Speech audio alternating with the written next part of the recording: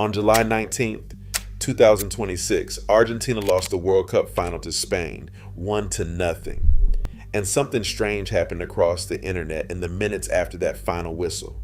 People who don't even follow football, people in Lagos, in Paris, in Dakar, in London were celebrating. Not celebrating Spain, celebrating that Argentina lost. And a lot of people watching had to ask themselves an honest question. Why do I feel this good about a team losing a soccer game? Why does the whole world seem relieved that this specific team walked away without the trophy? The answer has nothing to do with Lionel Messi's greatness, which is real. It has everything to do with how this Argentina team has carried itself. The violence, the disrespect, and underneath all of it, a pattern of racism aimed squarely at players of African descent. And in the final itself, the whole world watched the mask come off in real time. Today, I'm going to show you exactly what Argentina did on that field, why respected voices in football called it disgraceful, and the deeper history that made so many people, especially black people around the world, quietly satisfied to see them lose. Because this isn't really a story about football. It's a story about character. And by the end, you'll understand why the reaction to Argentina's defeat says more than the defeat itself. Before we go further, this connects to something I documented in my book, 150 Crimes Against Black America. 150 crimes, everyone sourced, covering the erasure and disrespect of black people across history, including the exact kind of racial erasure this very country built itself on, which we'll get to. The link is in the description and the pinned comment. Grab your copy today because the pattern you're about to see didn't start on a soccer field.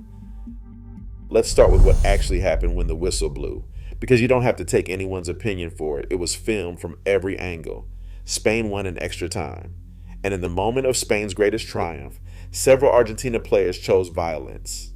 Footage that went viral within minutes showed Argentina midfielder Leandro Paredes grabbing Spain's Eric Garcia by the throat. When a young Spanish substitute named Gavi ran in to break it up, Paredes shoved him to the ground. Argentina defender Nahuel Molina appeared to throw a punch towards Spain's captain, Rodri. And it wasn't just players. Argentina's assistant coach was seen apparently striking a Spanish forward, Dani Olmo. Argentina's own head coach had to rush in and physically drag his own player away from the Spanish team. And even then, Paredes broke free to shove more of them. This is the World Cup final, the most watched sporting event on planet Earth. And the losing team turned the closing moments into a brawl. FIFA responded the next day by opening a formal disciplinary investigation into what it called the post-match incidents. Paredes was shown a straight red card, and remember, this came after Argentina had already had Enzo Fernández sent off during the match itself for a reckless stoppage time foul. 2 red cards worth of indiscipline in a single final. But here's the moment that told the real story, and it had nothing to do with fists. When Spain's players climbed the podium to lift the trophy they had just earned, the Argentina players turned their backs. They stood facing their own fans, backs to the champions, refusing to watch. And why does that detail cut so deep? Because just moments earlier, Spain's players had lined up and given Argentina a guard of honor, the traditional gesture of respect, to collect their runners-up medals. Spain honored the team that lost. The team that lost couldn't bring itself to honor the team that won. One side showed class, the other showed exactly who they've been telling us they are for years. You don't have to take my word that this was ugly. Take it from the people who've spent their lives inside this sport.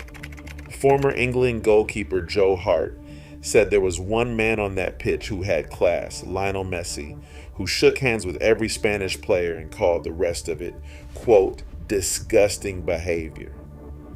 Gary Neville and Alan Shearer, 2 of the most respected voices in football broadcasting, called the post-match scenes disgraceful.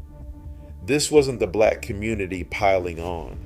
This was the football establishment itself, in real time, saying the same thing millions of viewers were already feeling. Argentina didn't just lose a game. They lost the room, the entire watching world. And here's the thing. If this were a one-time explosion, you could write it off as heartbreak. Losing a World Cup final is one of the most painful things that can happen to an athlete. But this wasn't out of character. This was the character. This is who this team has shown itself to be over and over for the last 4 years. Which brings us to the deeper reason the world wasn't sad to see them fall. And this is the part I really want you to understand. That's just the surface, and understanding the pattern beneath it is exactly what my book is about. 150 documented crimes, the links in the description whenever you're ready. Because the disrespect Argentina showed Spain on that field is the polite version of what this same core of players has aimed at black footballers specifically. Go back to 2022, right after Argentina beat France to win the previous World Cup. Argentina's goalkeeper, Emi Martínez, led a celebration where the team held what they called a minute of silence and then shouted that it was for Mbappe, France's black star, who is dead.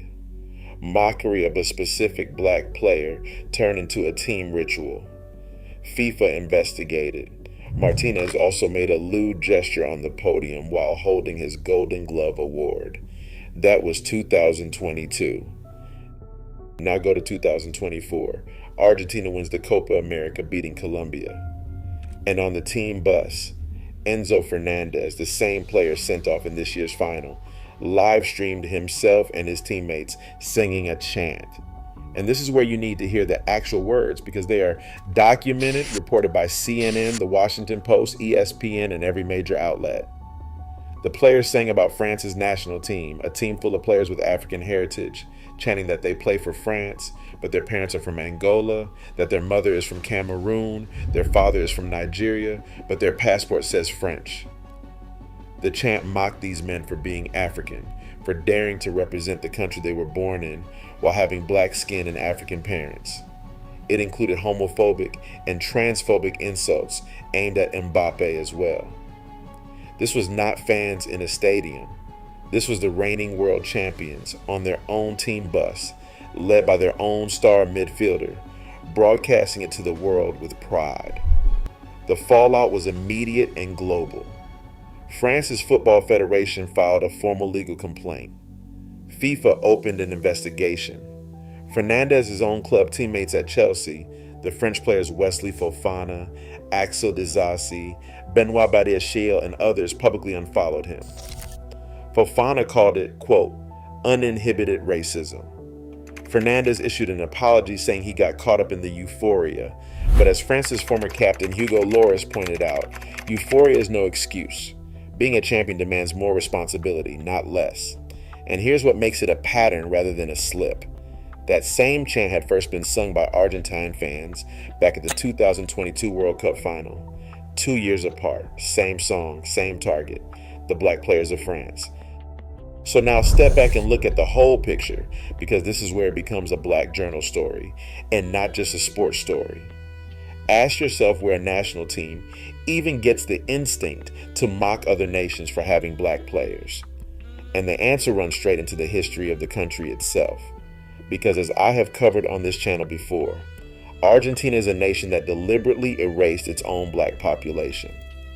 In the early 1800s, a huge share of Argentina was black, in some regions approaching half. Through engineered European immigration, through wars that black men were sent to die in first, through epidemics allowed to burn through black neighborhoods, and through a census that simply stopped counting them, Argentina manufactured the whitest national identity in South America, and then told the world black people had simply never been there.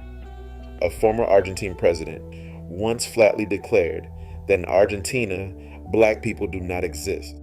So when this Argentina team mocks France's players for being the children of Angola and Cameroon and Nigeria, understand what you're actually watching. You're watching the national team of a country that erased its own black population turn around and mock other nations for keeping theirs. The erasure and the chant are the same worldview, 150 years apart. One generation deleted black people from the country. The next generation sings that black people can't really belong to a country. It's the identical idea. that blackness and true national belonging can't coexist, just expressed with a microphone instead of a census. That is why the world wasn't sad. That is why people who had never watched a full match in their lives felt something settle in their chest when that final whistle blew. It wasn't about Spain. It wasn't even really about football. It was about watching a team that had spent 4 years mocking, brawling, and disrespecting finally get run out of road on the biggest stage that exists in front of everyone. There's an old idea that the way you treat people on the way up determines how they celebrate your fall. Argentina spent years showing the black footballing world exactly what it thought of them, and the black footballing world remembered. Now, let me be fair, because this channel deals in truth and not cheap shots. Not every Argentine is these players. Messi himself shook every Spanish hand and has never been part of these chants.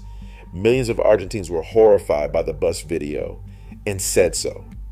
This is not about a whole nation. It is about the conduct of a specific team and the history that shaped the attitude behind it. But that conduct was chosen repeatedly by grown men who were warned every single time and did it anyway. Character is what you do when you think the trophy makes you untouchable. And on July 19th, the world watched Argentina find out it does not. That's the story the scoreline alone won't tell you. The violence at the final was the surface, the racism was the pattern, and the erasure of black Argentina was the root. 3 layers of the same thing, and it's exactly the kind of connection they never make on the sports channels. Because connecting the chant to the census requires knowing history most people were never taught. That history, the erasure, the disrespect, the long record of treating black people as though they were never meant to belong, is what I documented in 150 Crimes Against Black America. 150 crimes, everyone sourced. The receipts for a conversation that too many people want you to drop. The link is in the description and the pinned comment. Get your copy today because the people who erase history are counting on you not to carry it. Share this video with somebody who watched that final and felt the same thing you did. Subscribe to Black Journals for the history and the truth they bury. Hit that like button so this reaches more people. And tell me in the comments, did you feel it too when Argentina lost? Be honest. I already know a lot of you did. Thank you for watching. Thank you for thinking deeper than the final score, and I'll see you in the next one.